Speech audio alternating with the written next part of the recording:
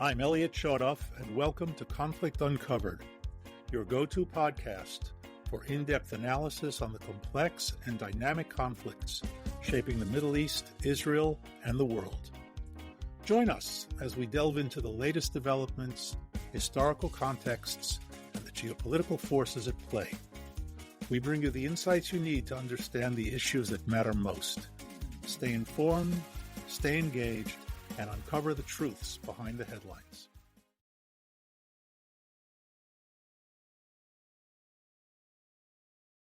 Hi, and welcome. It's September 23rd, early afternoon here in Israel, and we are in the midst of an Israeli attempt to set Hezbollah back in its abilities to launch massive rocket attacks, not only at the north, but also at the center of the country and beyond. This is the third time since Friday Israel's been involved in heavy preventive operations. On Friday, we demolished a building on top of a meeting that was led by a fellow named Ibrahim Akil, who was enough of a bad guy that even the United States State Department had a $7 million bounty on his head. So they didn't have much to say about that. But he was holding a meeting with the heads of the unit known as Ridwan, the assault unit of Hezbollah, with the purpose of launching an October 7th type attack on Israel sometime in the near future out of Lebanon. On Saturday night, Hezbollah responded by firing about 150 rockets into northern Israel, further south than has been in the past. And then yesterday, and now again today, the Israeli Air Force has been striking Hezbollah targets, and in the most recent step, the IDF spokesperson has told Shiite villagers in the south and center of Lebanon that if they have munitions in their homes, and many of them do, heavy munitions, ballistic missiles, cruise missiles, now would be a good time to leave home, because over the next day or so, we're going to be destroying them. We even went so far to take over a Lebanese radio station and broadcast from there as well. This is all against the backdrop of America's repeated calls for Israel not to escalate. And by doing what Israel has done Friday and then yesterday and now again today and presumably into the immediate future, Israel is operating under essentially Eliot's third iron law. And I want to spend a few minutes explaining what that is, how it works, and what Israel's problem is in operating under it, but the law exists regardless. The law is very simple. A preventive policy will always be condemned, especially if it succeeds. I'm going to say that again to make sure everybody's got that. A preventive policy will always be condemned, especially if it succeeds. So, first of all, it'll be condemned if it fails, because any failed policy is going to be condemned. And it will, if it tries to prevent something and fails to prevent it, not only will you be on the receiving end of whatever you tried to prevent, but you'll be blamed for doing it in the first place. In other words, nobody's going to believe they were going to do it anyway, and it'll turn into they did it in retaliation for what you tried to do. Okay, let's say.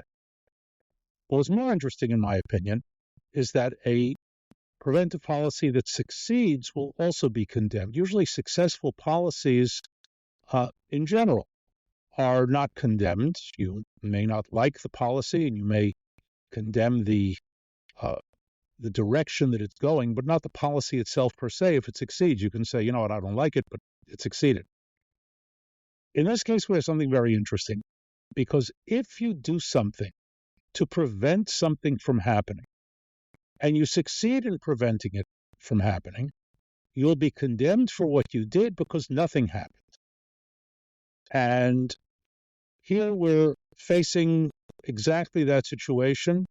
vis-a-vis the United States and the world in the face of rising Hezbollah attacks and plans for even greater attacks going into the future. Incidentally, the law is not a paradox. It makes perfect sense once you break it down. So let's do that for a moment before I get on to what's actually happening around us. And in real time, I can hear planes flying overhead as I speak. If you do something, it means you've invested resources, you've taken an action. If it's military, you've probably taken a violent action to prevent something from happening.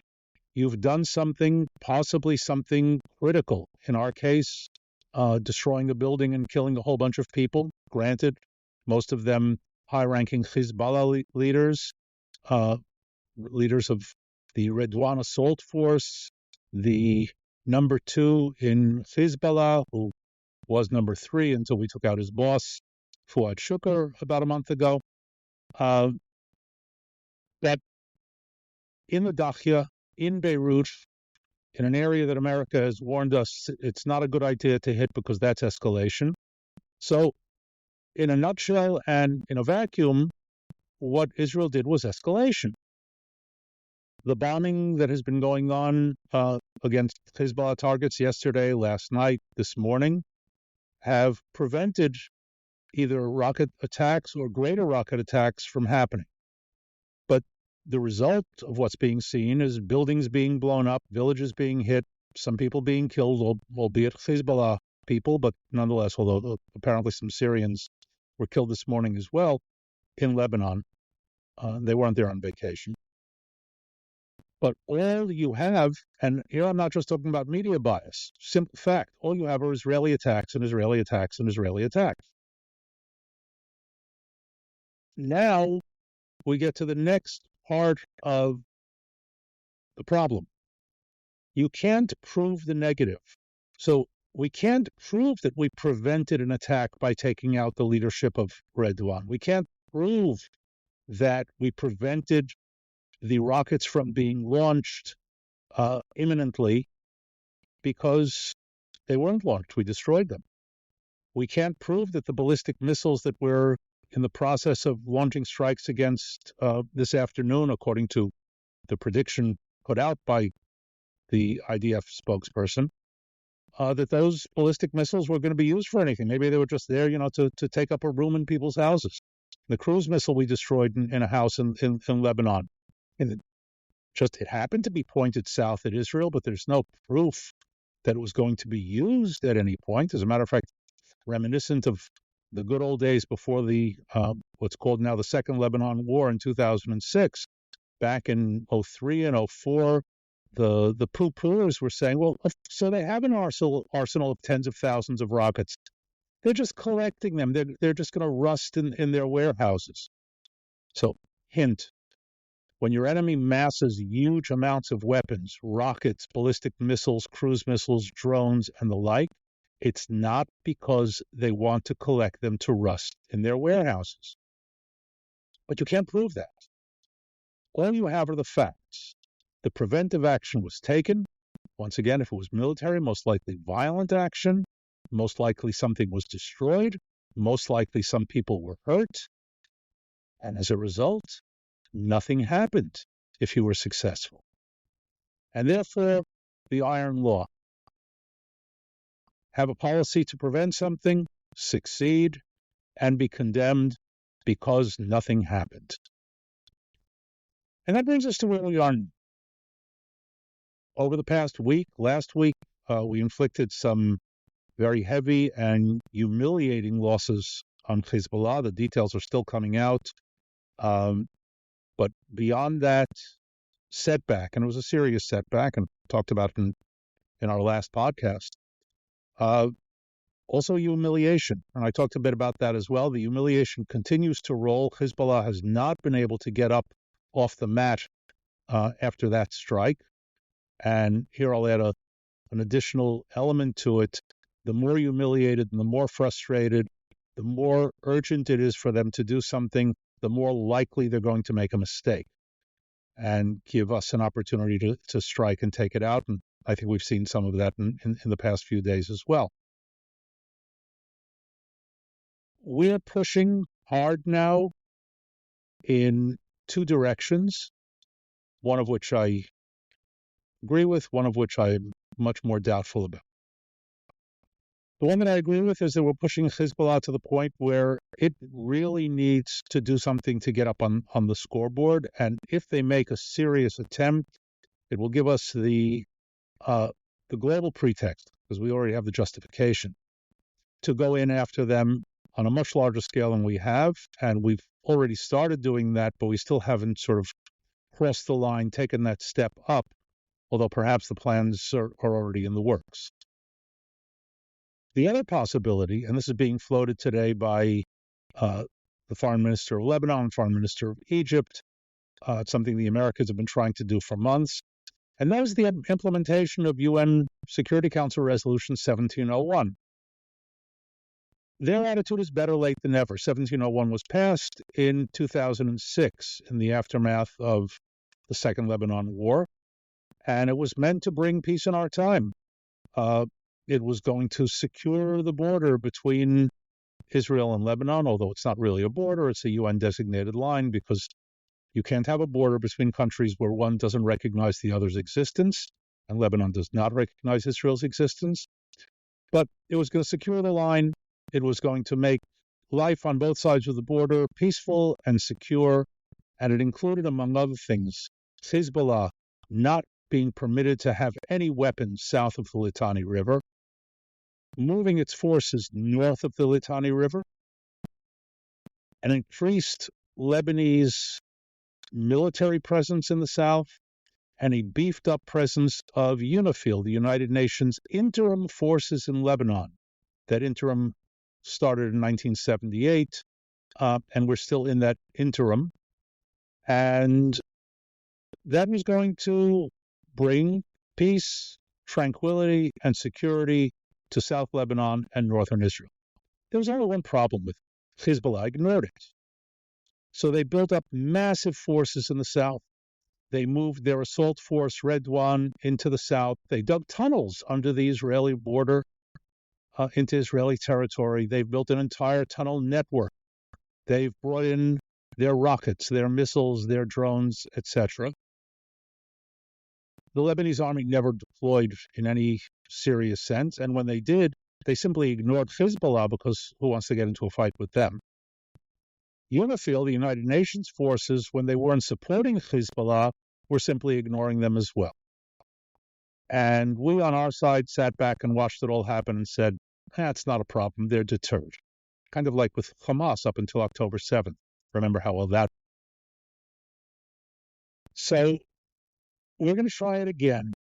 We're going to implement 1701. We're going to declare a ceasefire. This is what America and Egypt and Lebanon are calling for, and some in Israel as well. We'll implement 1701. Hezbollah is going to keep it this time. Now, as an aside, for those who aren't familiar, Einstein would say that trying the same thing over and over again, expecting different results, is the definition of insanity. So, insanely, there are those who believe that, well, maybe this time Hezbollah will keep its word. Maybe this time they'll actually go back and move back and give up their arms and become Western liberal Democrats. They're already part of the Lebanese government, which makes the Lebanese army operating in the south a bit questionable and problematic. But it's okay, because all they really want is a place at the table. Well, the only problem with that theory is, one, has no basis in history whatsoever, and it also requires ignoring everything Hezbollah leaders and ideologues have written and said since the organization came into existence in the early 1980s. So, if you're willing to ignore 40 years of consistent declaration, that their purpose, their raison d'etre, is to destroy the state of Israel and annihilate the Jewish people, we can work out a deal with them, and it'll most likely work. If you believe that, you should not be in any leadership position in Israel or the West. So that's where we're at the moment. As I said, planes flying overhead, Hezbollah firing barrages of rockets to the east of where I am right now. We've heard some of the booms, some of the interceptions. Defense Minister Gallant said that we're going to have to be strong over the next few days. I've been strong up until now, so there's no reason not to for the next few days. But Hezbollah is obviously going to try to respond to what we're doing. So stay tuned, and as soon as some of the dust settles and clears, we'll be back to comment on what has gone on in the coming few days. So in the meantime, stay engaged, stay safe. Thanks for joining. It's September 23rd, early afternoon here in Israel.